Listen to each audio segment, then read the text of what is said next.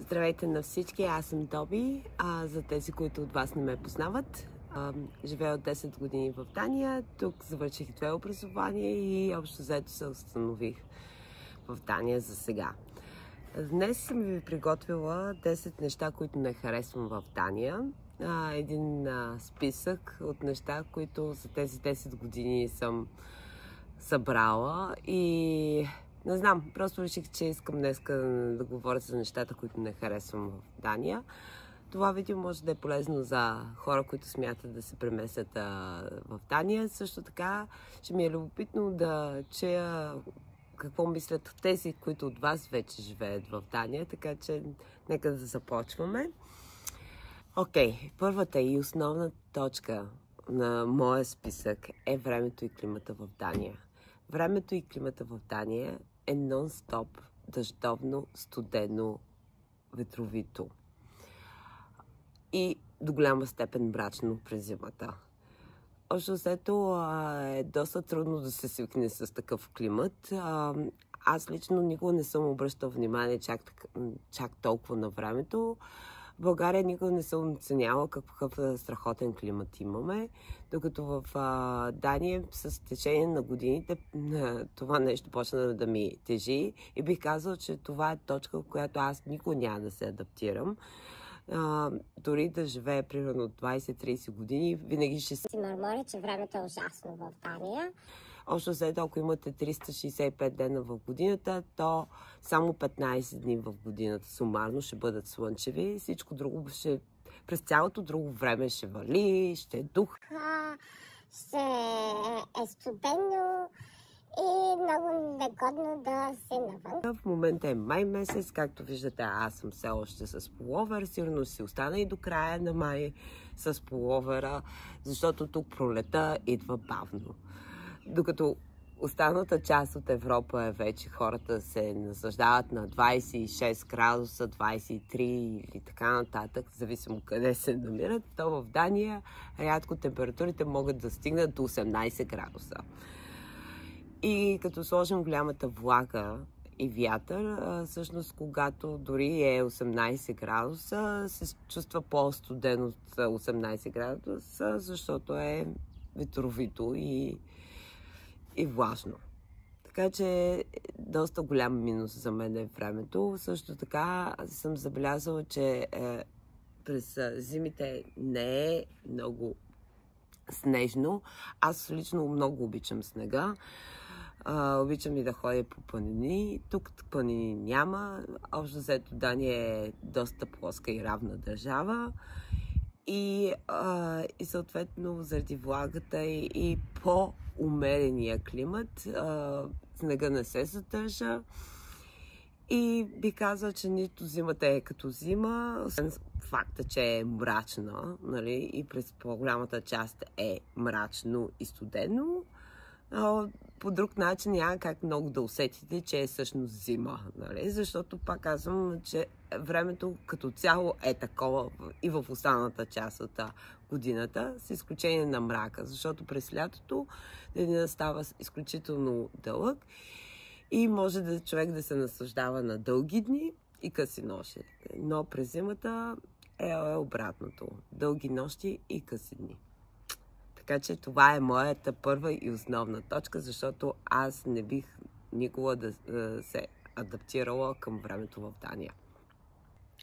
Окей, втората точка в моя списък са високите данъци в Дания.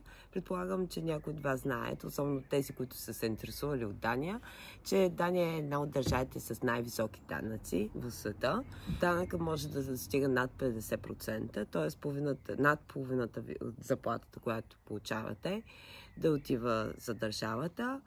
Данъците в Дания покриват най-различни отрасли, като здравеопазване, образование и други, но бих казала, че са така сериозен минус, особено за тези хора, които биха искали да спестяват пари в Дания и да изпращат на семействата си, живейки тук.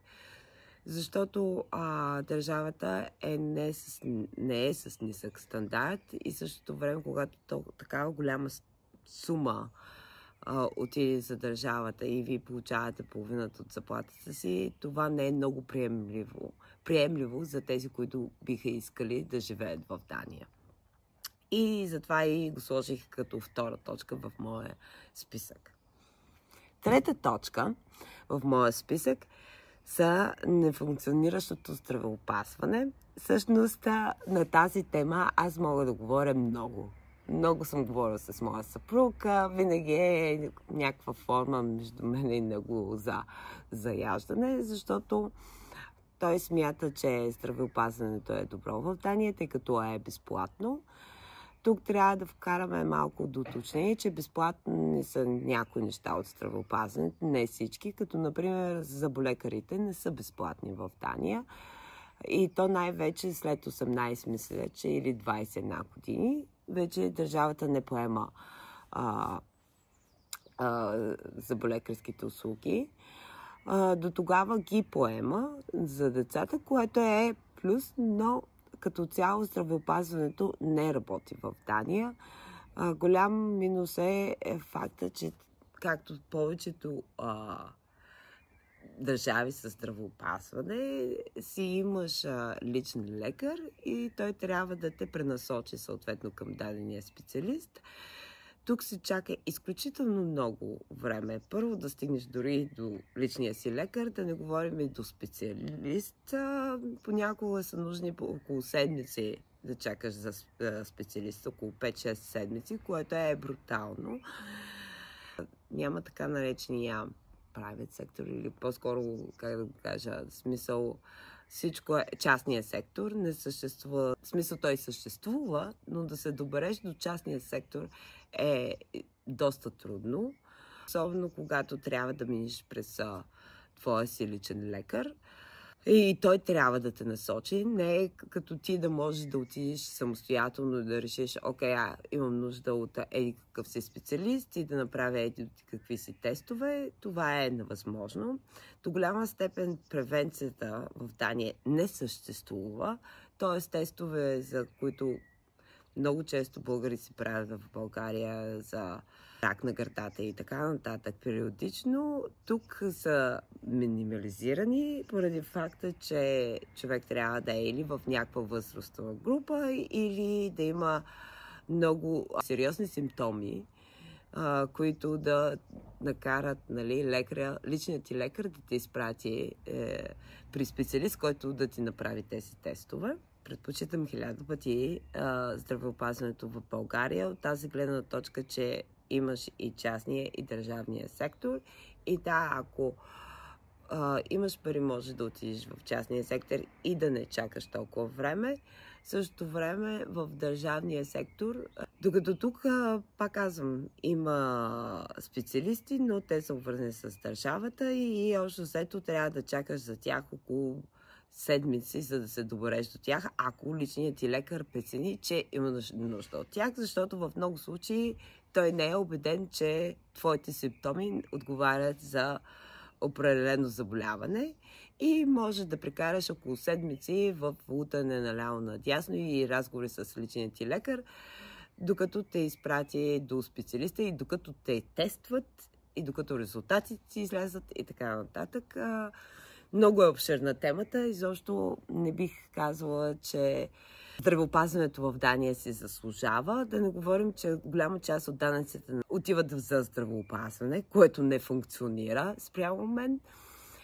И да, интересно ме е да чуя други българи по тая тема. Сигурна съм, че всеки ще има различни преживявания, но предполагам, че ще са общо взето смесени. Нали? Ще има хора като мен, които твърдят, че изобщо не функционира, а може би ще има и такива, които ще твърдят, че е много добро. Интересно ми е тези, които твърдят, че е добро, нали, да споделят малко повече информация. Може би аз бъркам някъде за тези 10 години в Дания и не съм попаднала на правилните хора и лекари. Следващата точка в моя списък, това е лошата инфраструктура или по-скоро липсата на добър публичен транспорт. Защото не бих казал точно инфраструктурата е проблемна, въпреки че тук се правят ремонти, които по улиците, които продължават общо взето с месеци. Но общо взето понякога резултатите са добри и виждала съм и случаи на улици, които ги ремонтират отново и отново, както е в София, примерно. И резултата пак не е много хубав и приятен.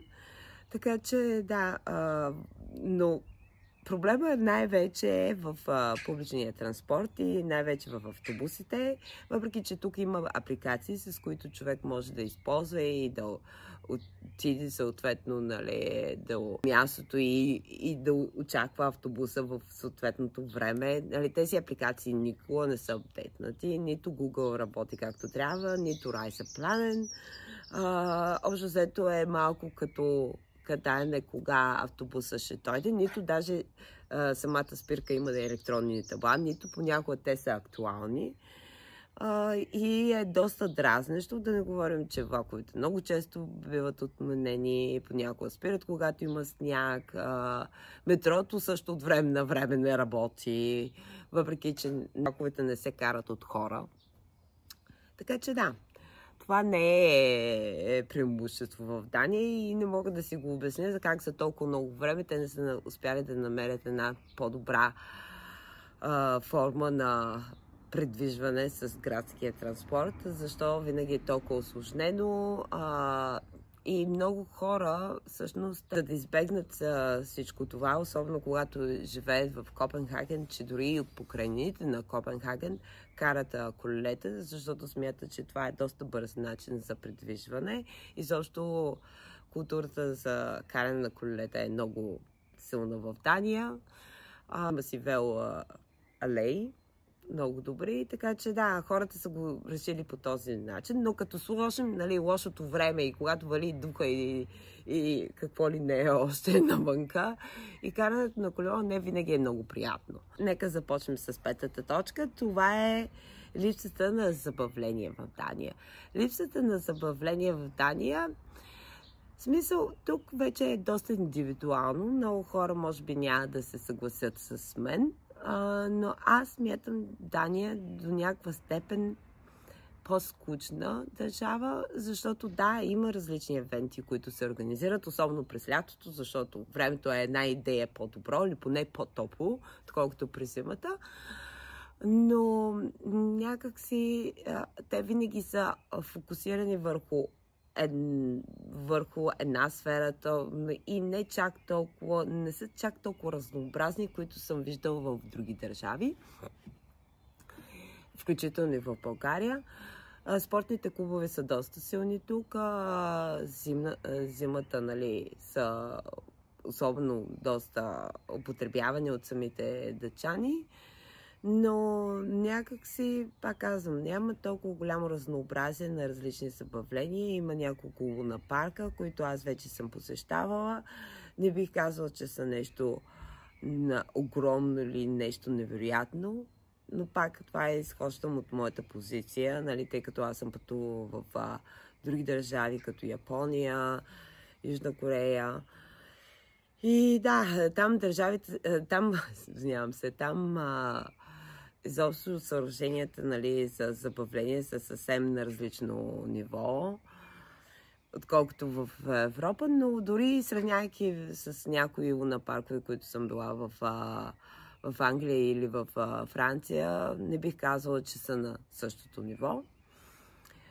Така че да, това е като моя пета точка, липсата на забавление и най-вече липсата на разнообразие на забавление. Нали? Смисъл, просто всичко е фокусирано върху спорта и върху някои типове изкуства, като гранчарство и тук-там някое рисуване, но наистина няма чак такава голямо разнообразие, каквото има в други държави, включително и в България.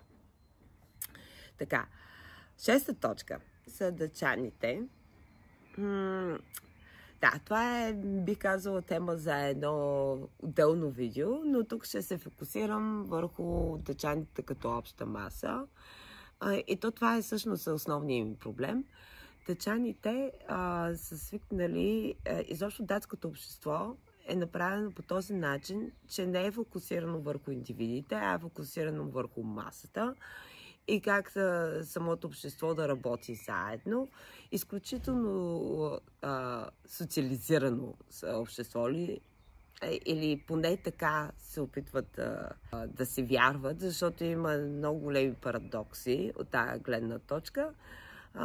Тоест, в Дания няма да откриете такава голямо разнообразие на хора, каквото може да откриете в България. В България може да се срещнете с хора с най-различни интереси, хора с най-различна култура, образование. Както може да си говорите с човек, който е най-големия простак, така можете и да срещнете някой изключително интелигентен човек. И изобщо българите имаме постижение в цял свят, с които всички ние много се гордеем. Но в Дания, общо взето, индивидуалното развитие е насочено по този начин да не прави хората изключително повече над другите, а да кара самото общество да върви напред и да работи заедно. Тоест, няма да видите изключително интелигентни хора или пък най-огромни глупаци. Всичко е едно такова балансирано.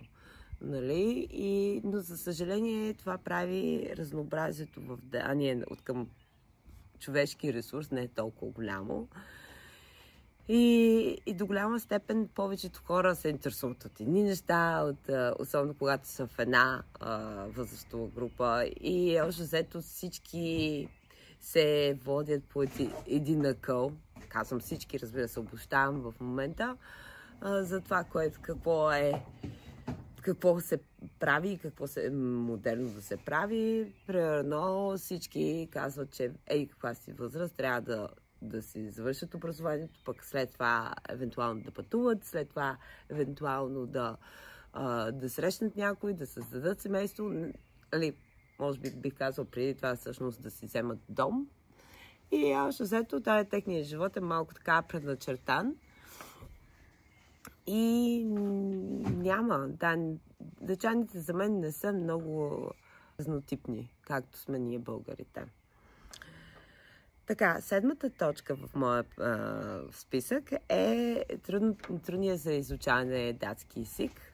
Трудният, наистина бих казала, че е доста труден. За 10 години не говоря изключително добър датски. Говоря някакъв датски. До голяма степен това е заради факта, че вкъщи аз си комуникирам на английски с съпруга ми, както и на работата ми, но датски език е много труден за произношение. Срещала съм всъщност българи, които говорят много добър датски, за което пак ева на тези българи. Наистина сме доста талантлив и борбен народ, бих казала. Но датски език се нарежда един от челните за Европа, трудно за изучаване. И неприложим спрямо от другите държави, защото ако един английски може да го използвате почти в цял свят, испанския също в много страни, то датския няма къде другаде да го използвате. Той е близък с други езици, като шведския и норвежкия, нали, изобщо скандинавието и до някаква степен този нидерландския или холандския, извинявам се. Но няма някаква голяма приложимост, а в същото време е доста труден за изучаване и се изисква време и усилие. И до някаква степен да ви се отдават езиците, за да го научите. Така че, имайте си предвид. Но пък от една страна, в Дания много от хората, от самите датчани, дори до голяма степен от възрастното поколение, говорят английски. Така че ако говорите английски, няма да ви е чак толкова трудно да се оправите в Дания, но много неща, включително документи, които ще трябва да попълните за данъчните неща, които трябва да купите от аптеката, примерно лекарства, козметика, много от нещата са написани на датски. И със сигурност ще се сблъскате много с този език, който не е лесен за изучаване. Следващата ми точка, всъщност това е високи стандарти и цени в Дания. Да, дъчаните, изобщо хората, които живеем в Дания, получават така добри приходи и могат да си позволят хубави почивки. Но в самата държава не се налага да плащаме доста високи цени за услугите. И общо взето това е може би до някаква степен защо няма такова разнообразие в забавленията в Дания, защото когато трябва да са примерно да са наети хора, които да извършат дадена услуга, винаги цените се качат страшно много.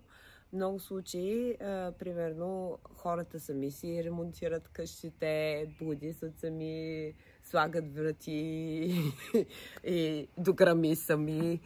За мен, за българите, ние сме свикнали малко много. Разбира се, със сигурност има такива между нас, които могат и да правят тези неща, но сме свикнали да се допитваме до специалисти, да си викаме майстори или някой, който познава и се върши такава работа.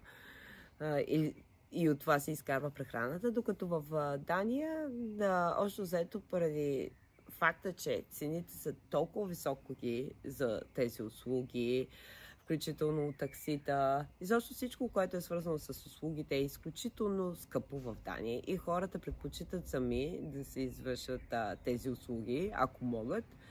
И в много крайен случай наемат специалисти, когато те самите не могат. Разбира се, това вече и зависи до каква степен, колко са богати хората, за които говорим. Ако имаш повече финансови условия, ще можеш повече неща да си осигуриш за живота, както е навсякъде другаде. Но, както вече казахме, колкото повече пари взимаш в Дания, толкова повече данъци плащаш. Тоест, парите, които ти остават след това, не са чак толкова много.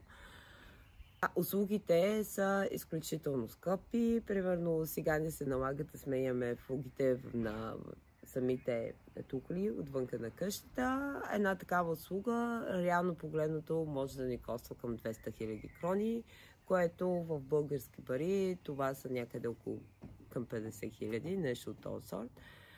Това е безумно, смисъл поне за мен, но да, но това не е очудващо за Дания, Така че да, това е определено един голям негатив, защото мен ми се е налагало дори понякога да разнасям със съпруга ми някакви тежки мебели, защото пак за да извикаш хора, които да ти носят мебелите, когато сме се премествали, е било доста скъпо. Аз тогава бях студент, нямахме финансите и да. Така че да, само се оправяш, нямаш парите да платиш тези високо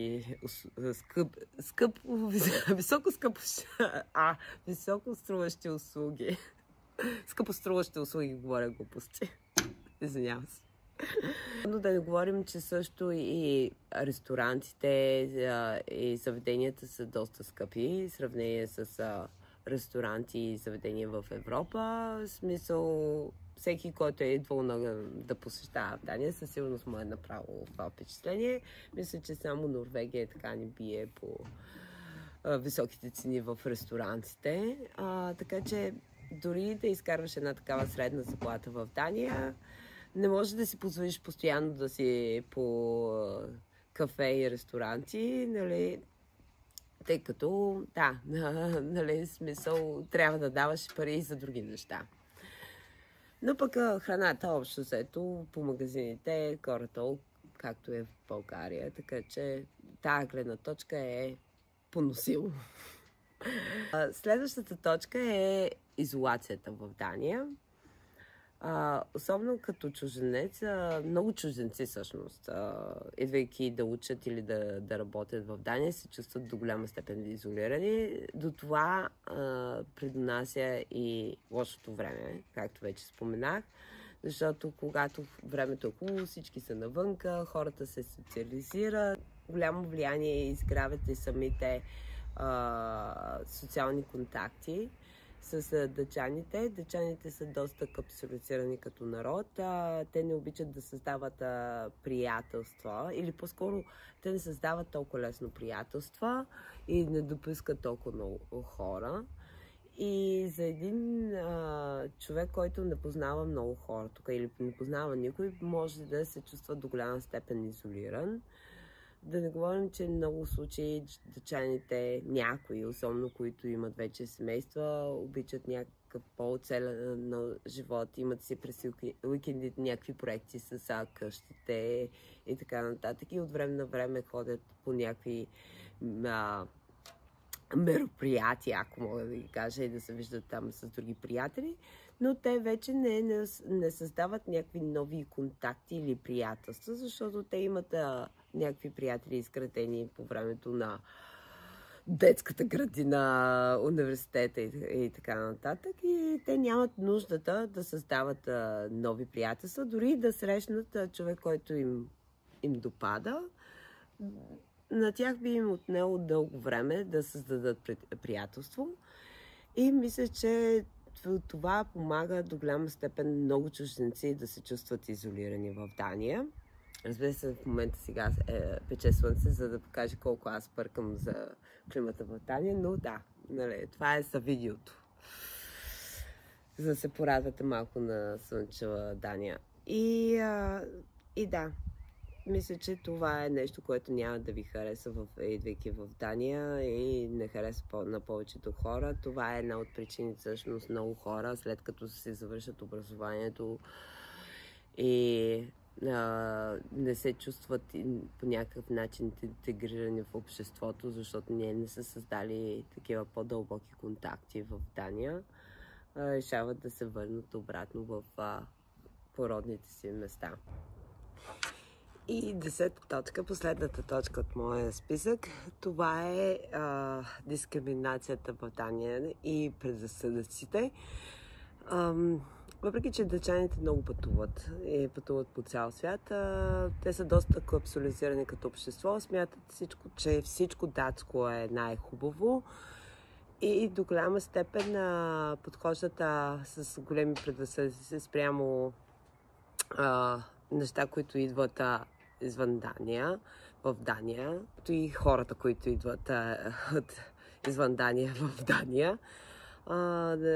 Има до голяма степен и дискриминация спрямо хората, които са от мюсюлмански произход, въпреки че в Дания и по-специално Копенхаген до голяма степен има квартали, които са построени от тези хора. Винаги те гледат с една такава идея, че те не са абсолютно интегрирани в обществото, нямат датския модел и менталитет на виждане как обществото трябва да работи заедно за общото благо. И това е до голяма степен, бих казала, отблъскващо. Аз винаги съм харесвала общества, които са мултикултурни, мултиинтернационални, и винаги съм харесвала различието в хората, докато дъчаните това до голяма степен ги плаше. Плаше ги факта, че хора, идващи от Източна Европа, могат да им вземат работата и позициите и съответно и социалните блага, ако те не работят и са само на социални помощи тук. И да, това е не малко, ми бих казала, доста голям мисленост за мен в тяхното начин на мислене и изобщо това, което съществува в Дания. Разбира се, може да се срещнеш навсякъде с него, както в училищата, така и в работните места. Не толкова в университетите, слава Богу. Но да, разбира се, това е пак част от пропагандата, която се развива в Дания, нали, за изобщо с всичко свързано с бежанците и така нататък. Но да, това са моите 10 точки. Интересно ми е да чуя какво ви мислите по въпроса. И най-вече за те, които смятат да идват, или пък тези, които живеят в Дания. Искам да чуя тяхната гледна точка. Надявам се видеото да ви е харесало. Следващия път смятам да направя 10 неща, които харесвам в Дания, защото факта, че аз живея толкова време в Дания, нали, има защо, нали, има и позитиви, като всяко нещо. Нали, така че да, надявам се да се видим и следващия път с вас. Чао от мен!